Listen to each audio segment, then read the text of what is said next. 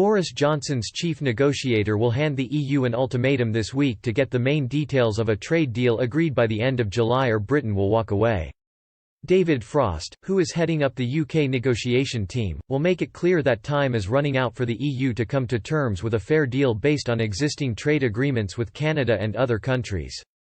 The warning was repeated to the Polish Prime Minister Mateusz Morawiecki, an ally of Britain's in the EU, by Mr Johnson in a telephone conversation yesterday.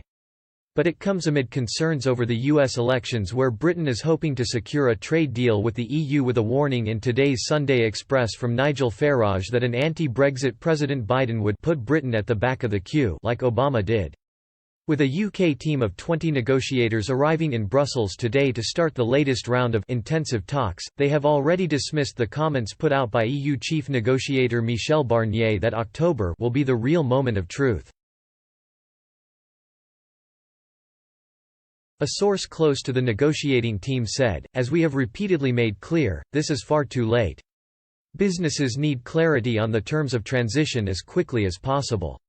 The faster we can reach an agreement, the better, and there's no clear reason why the broad outline of a political agreement can't be reached in the summer." The source went on, "This can't be one-sided. It remains to be seen whether the EU will show the same willingness to put the time needed in to work through these difficult issues, especially when talks move to London. And the EU need to realise that these talks cannot be prolonged into the autumn." The change of tone from last year is an indication that Britain now has the upper hand in the talks.